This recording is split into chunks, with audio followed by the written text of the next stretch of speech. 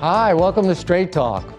We want to welcome all of our new viewers that are watching and let you know that our job here at Straight Talk is to educate you about the opiate epidemic that's going on, about hope and recovery, and about what people need to do to take care of themselves or someone that they care about. And we have a topic each show to really help you help someone else or yourself. And we got a great show tonight, one of my own passions, which is fitness and exercise, and the role it plays, and nutrition as well, the role it plays in recovery, in helping addicts get clean. Because we know that when an addict's using, they literally forget to take care of themselves physically and mentally. And so we're joined by a wonderful team of experts here, and that's Joshua Buchbinder and Elyse Buchbinder, who are certified nutrition coaches, who owns a company called Be Strong Athletics. You guys are doing a lot of stuff, but I know this means a lot to you working with addicts. Absolutely. So, we got plenty of time, and I want people to understand the importance of all the things that you do to help addicts, as well as what we can do if you're not an addict, Sure. About good health and nutrition, because obviously obesity is a huge problem in this country. Diabetes is growing all the time, and I know your job is to protect us. So, Josh, tell us about what you're doing with Be Strong Athletics, and then also we'll get into what you're doing with a lot of the drug programs. Sure. So we founded Be Strong Athletics under the principle of essentially trying to help people with everyday lives. It's not a vanity-based program, right? We're here trying to make real changes in everyday people's lives on a daily basis. I've worked in fitness for, over 20 years now. Elyse has worked in the fitness industry for over a decade herself. And it's just been something that's been a real passion for ours. And 2 years ago, almost exactly, we decided to step out on our own and carve out our own path. And how did you decide? Do you want to add to that, Elyse? You're our partner. This was really Josh's baby. As he asked me to be a part of it, and obviously I gladly accepted, but we knew that we could make a bigger difference working for ourselves and for other corporate companies, and we've been really satisfied with what we've been able to do so far. I mean, do you find in general, again, the statistics are out there about diabetes and about overweight and obesity in this generation. Do you find that to be true? I mean, do you find, you're in the business and you train people. Are you finding that people are just not taking care of themselves? So 100%. Unfortunately, and I look at it, and if you want to look at it in terms of addiction, for instance, I think that we as human beings turn for comfort wherever we can find it. And one of the easiest ways to do that is in food. And so we have a lot of really unhealthy choices in our lives that we can reach to simply, and they make us feel good quick. And this isn't people who necessarily have the disease of addiction or alcoholism, but it's just all of us. It's human nature. And as a result, we want to do things that feel good over and over again. And it's nobody's fault particularly, it's how our brains are wired, right? We get a reward from doing something that feels good or tastes good, and your brain says, oh, that's great, let's do it again. And we repeat that over and over and over again. And so that's the same behavior that happens with food, right? What happens with taking naps excessively, right? Can happen with drugs and alcohol. And so the overlay there for us is really, really obvious. And so that's something that, I think we're both passionate about, is trying to help people change their reward system. And I guess that's the big question is, whether it's whether it's an addict or a workaholic or an alcoholic or a gambler or anyone that has a obsessive compulsive addiction, how do you get somebody to stop that and become healthy? Yeah, so we find that we have better success when we really explain kind of the physiology behind why your eating causes you to feel the way that you do. And we have plenty of clients who are not in recovery and who are not addicts and alcoholics, and a lot of them still struggle with I can't stop eating this particular food, or at this particular time of day, I find myself wanting this, and it's like Josh said, it's the brain works the same way. You feed it sugar, you feed it all of these things, and your body craves it. So it's explaining to them why they feel, helping them to understand why they feel that way, and then encouraging them. And it's a process. It takes time, and we support them, encourage them over time to make small, lasting changes versus changing their diet completely overnight, because we have found that that does not work at all. Just like anything else that you make a huge change in quickly, it very often doesn't last. Yeah, I was going to ask you about diets. There's a billion diets that are out there, but I'm sure you guys don't believe in those diets. I don't particularly like the word diet because I think that it gives this sense of you're restricting yourself, right? And it gives this sense of limiting calories or limiting foods. And I think that it's just very individualized. Everybody needs something different. And I don't think that there's one magical diet that fixes everything. And I think that there are some people who can't tolerate certain things, and yes, then they should cut them out of their diet. But for the majority of people, we really try to focus on portion control, and quality of foods. And we find that when people are eating smaller portions and eating healthier selections and eating on a regular basis and maintaining their blood sugar levels, then they generally have better success with long-term weight loss, if that's their goal. Right, but to change their behavior. Well, there are some behaviors that need to be changed right away, right? So if we talk in terms of recovery, you've got to work on getting the clients and patients clean and sober, right? And so that's primary to everything else. So like that's a behavior that has to be 180 degrees, and then everything else can be progressive thereafter, if that makes any sense. But in your general clientele, who aren't necessarily addicts, but when you talk about not liking the word diet, I think that's really, really good. I agree with you, because you're teaching a lifestyle, a different way to live, a different way to eat, a different way to look at all that, and be able to get them to not feel, because it makes you feel guilty. Yes. Oh, I was on a diet, but I fell off the wagon, and I gained 10 pounds, and that leads to it. But changing the lifestyle of people that want to change. Right. And so I guess we will oftentimes ask our clients, like, what do you think personally is the hardest area of your diet? And if they say, I drink 5 regular sodas a day, we say, perfect, let's start there, cut them out. So we try to allow them to tell us like what they are struggling with the most, and we kind of go after whatever the biggest problem is and the hardest thing is for them. Because some things need to change pretty quickly. If you're eating 100 grams of sugar a day, or you're eating 4,000 calories, like things like that can't just be slowly changed. Those need to be changed quickly. But food selection and type of food and portion control are all things that you can slowly change versus cutting all of the foods that they like out overnight, or stuff like that. So. And when we come back, we'll also, I'm assuming that's the same for exercise, that you have to start small and begin to do it. So we're going to take a quick break. I want you guys to stay. This is good stuff. We're talking with Joshua and Elyse Buchbinder. We're talking about fitness, health, nutrition, especially in those who are in recovery from drug addiction, alcoholism, when they've worn their bodies down. So we're going to learn more about that, the work they're doing in treatment centers, awesome stuff. So stay with us. We're coming right back to Straight Talk. Why is Connor having trouble focusing in school? Having trouble finding Connor's middle school? Would you like directions? No, why is Connor having trouble focusing in school? Finding lowest airfare to Istanbul. No, I'm tired of fighting with him over homework. Home, walk, restaurant. Need a review? No, I need help. He's very smart, but his mind wanders. He's disorganized. I think I understand. Oh, good. French fries. Finding best potatoes. No! Russet. Fingerling. Yukon Bowl. Why don't you understand me? Sorry, I was trying to show how Connor feels every day. Frustrating, isn't it? Redirecting to understood.org. For the 1 in 5 kids with learning and attention issues, this is what life can feel like. Explore understood.org, a free online resource about learning and attention issues, designed to help your child thrive in school and in life. Understood.org, because understanding is everything. So they say it's a man's world?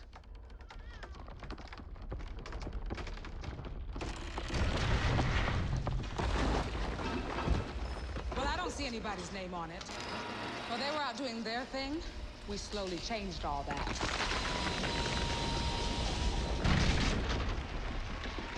We changed all that.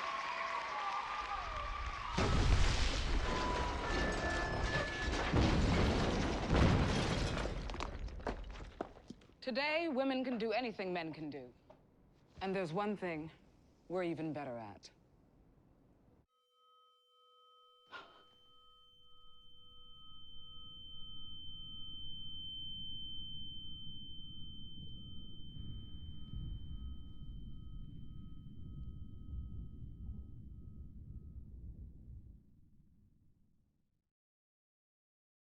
Hi, welcome back to Straight Talk. We're talking with Josh and Elyse Buchbinder. We're learning about fitness, health, good nutrition, especially if you're in recovery. You might be feeling a little sluggish, you got drugs out of your system, and you just don't have that motivation. But you got to talk to these guys because they'll get you motivated. Anyway, welcome back. Thanks you guys for sticking around. You're doing some work at a treatment center in Maryland, Maryland Addiction Recovery Center. And you're working with people who are in early, middle stages of recovery. Mm-hmm. What's that like? What do you see with that population? You know, kind of like, what does drug addiction do to the body and the mind, other than the things we normally think of, from overdose to that, but what does it do physically to somebody? So physically, you see a lot of muscular deterioration, you see a lot of gastrointestinal distress, you see a lot of individuals who haven't eaten hardly anything for days, weeks, months on end, people who've been on liquid diets. And unfortunately, that just really starts to disintegrate every organ function of our body over time. One of the other big things that we see is a real lowered pain threshold. We basically, by taking in opiates and alcohol, we are really diminishing our body's understanding of pain and reducing our body's ability to create its own endorphins, our natural pain reducers. And so as a result, we see people who the moment they get sober, everything is like on fire and it's like an exposed nerve, and a little headache. We were just talking about this today, a little headache is a huge migraine, or you know, I stubbed my toe and it's the worst thing in the world. I need an amputation, kind of, you know what I mean? And everything's very dramatic and it's just bigger than life.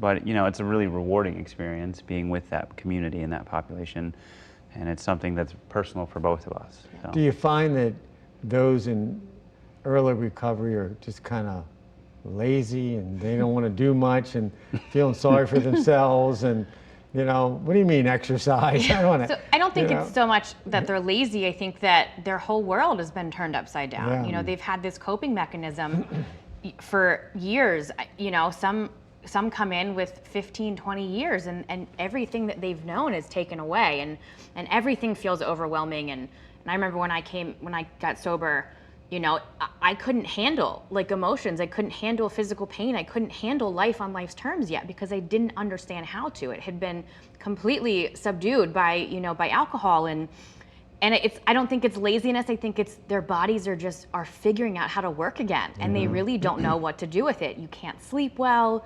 You know, you feel everything, you feel every emotion that you haven't felt in years, and you're really just out of sorts. Yeah, I mean, they got blood running through their veins instead of drugs. Right. So that's a new feeling, I guess. So what do you do with them? I mean, obviously, I don't know what you actually do. So what do you do with addicts? And if there's addicts watching or family members of addicts, we know the importance, you've explained that.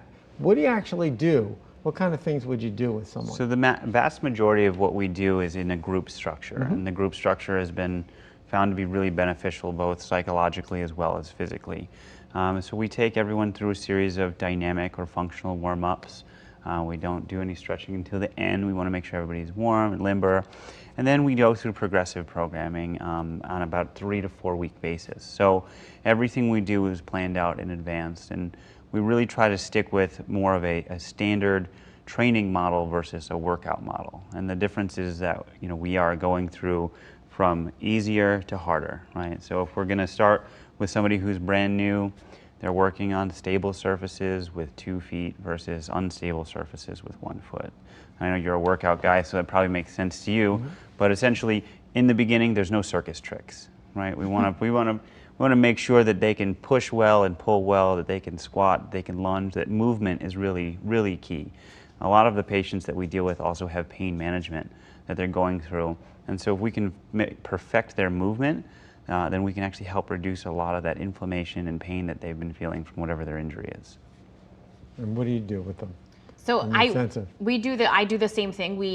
I'm lucky enough I train all of the women, so I just deal with the females in the communities, and and we talk to them and we let them know, that we talk to them about our personal stories, and we talk to them, we explain to them, like we've explained here, why we're doing this. If they understand, how it's related to their recovery and how it's going to help their sobriety, and oh, this makes sense if if this hormone gets higher and I feel better, or whatever it is that we're explaining, and they understand that, they really seem to be more bought in and engaged. And we encourage them and we support them and we let them know that we understand that it's rough and that this is a whole new way of life for them, and we promise that it's beneficial, and we work through, we work individually with them as well. If they have something that's going on that they would like to talk about nutrition-wise, I sit down with them and I ask them the same questions that I ask all of our clients, and I let them talk, and I try to listen and try to understand as best as I can what they're going through and what they really want help with, and we do our best to help them. It's largely on a group basis, but we do have the ability, and we're lucky enough to be able to work with them one-on-one as well. Right.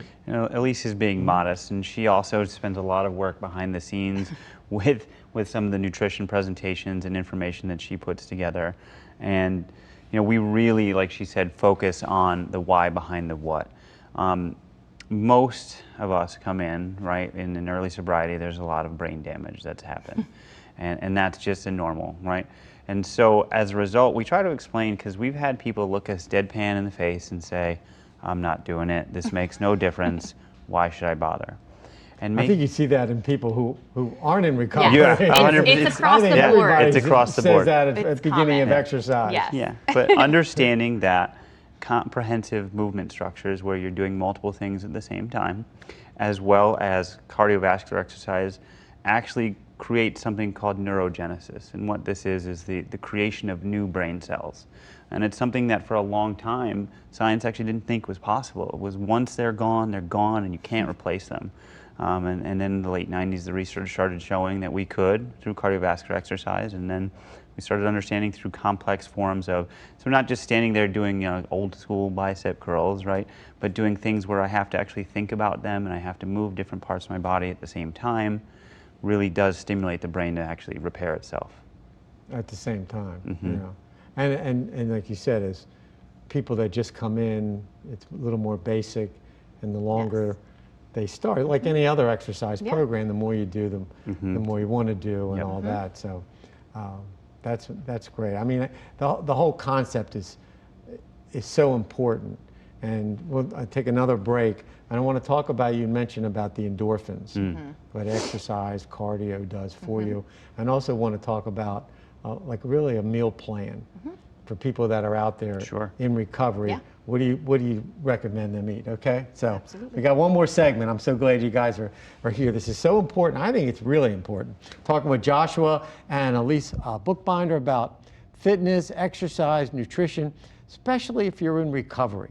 You're lying there and you're feeling, I can't move, I can't do anything. We want you to get up and move. So stay with us. We're coming right back.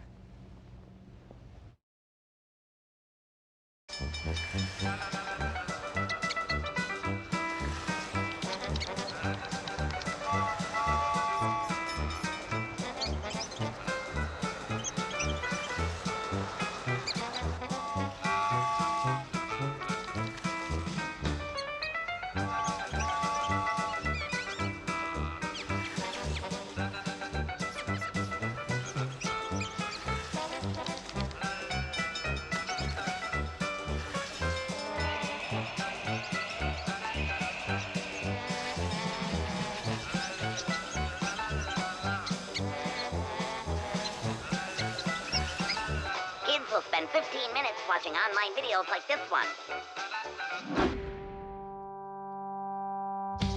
Brushing for 2 minutes now can save your child from severe tooth pain later. 2 minutes, twice a day. They have the time.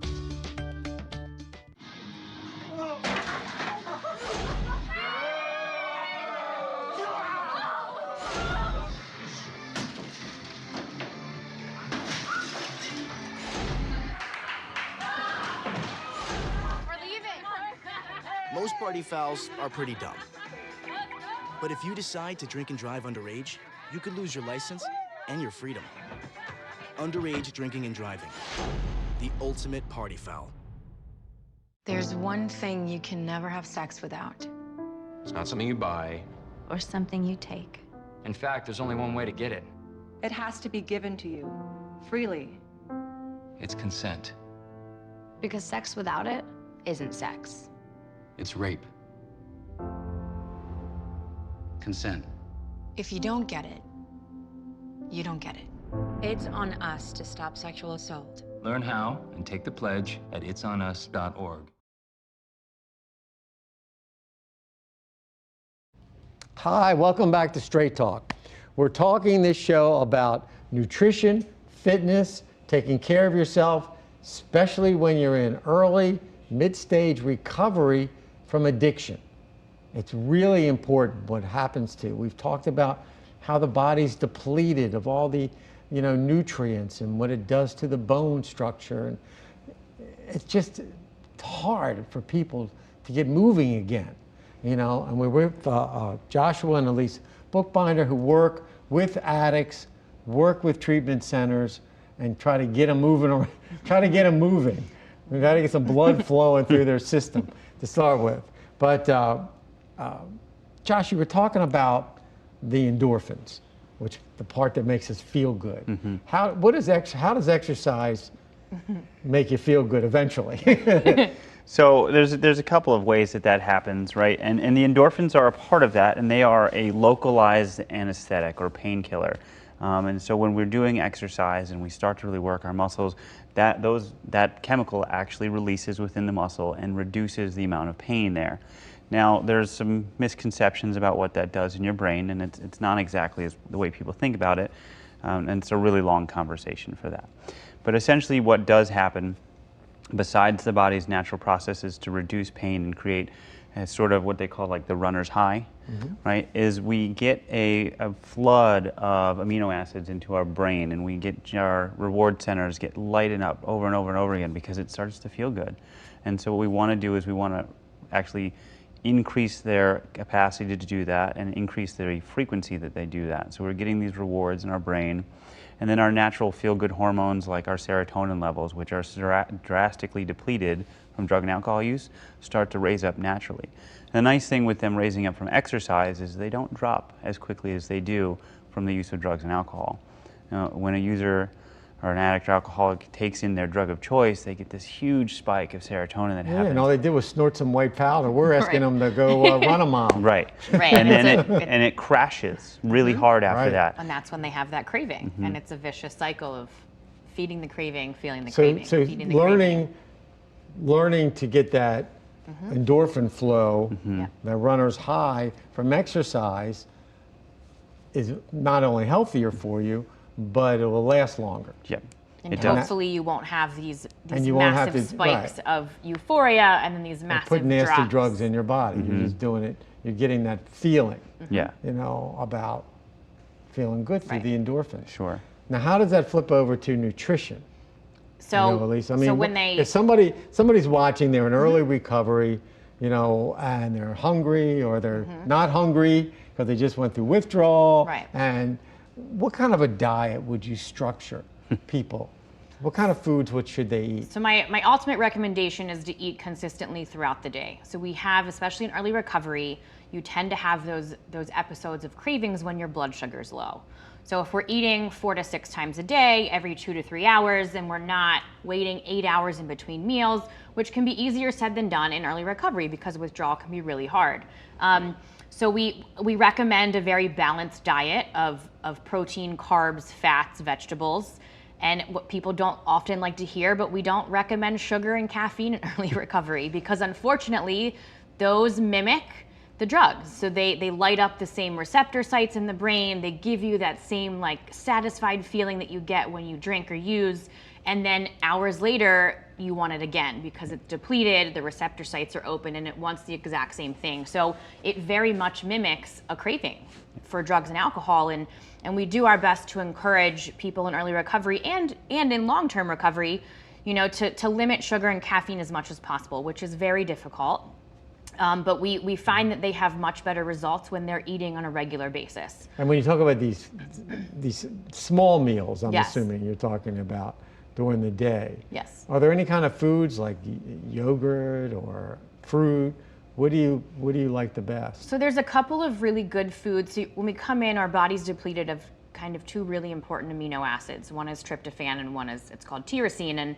And there's a couple of foods that kind of feed this. So animal proteins are great. So beef, fish, chicken, all of that stuff. Turkey, and foods, spinach, avocados, pineapple, nuts, seeds, legumes, things like that all have these natural amino acids, which is what our body's craving. So I recommend things like that. I really am not super strict on the food type, as long as it's a balanced diet of some kind of carb, protein, fat. Yogurt's a great one, especially for breakfast in the morning. A lot of people don't find that they're hungry, and I encourage them to eat something small like that in the morning. We also always recommend a more whole food concept, trying to avoid things with a lot of words that we can't pronounce. Closer to the earth, the better, right? Yeah. And so we want to keep it clean, few ingredients, right? Healthy fats involved, healthy carbohydrates, low in sugar, as Elyse mentioned, and minimal in stimulants throughout the day. I mean, who has, how many people, especially in early recovery, are just drinking plain black coffee? Right. They're adding sugar and creamer, which is adding, and drinking water. Yeah. Huge. Hydration.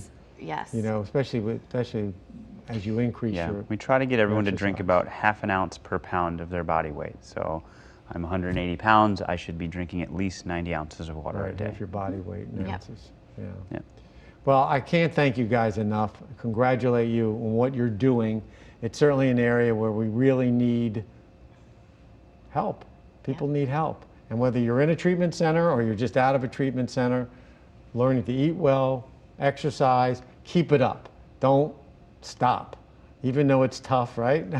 Yeah, it is. It's just really keep, hard. Keep doing it. So moving just forward. want to thank you guys, Thank congratulate you. Keep it up. More and more programs need to have you there so that it's something to take so you can prevent relapse. Something that they can do to make themselves feel good. So excellent job. Thank you guys so much. Thanks for having us. Today on Straight Talk, we're talking about fitness, nutrition, health for those people in recovery. We always like to say, if you know someone who has a problem with alcohol or drugs, or you need some help, pick up the phone, call a treatment center, start that road to recovery, because it does work. I want to thank my guest. Thank you for watching Straight Talk. We'll see you next time.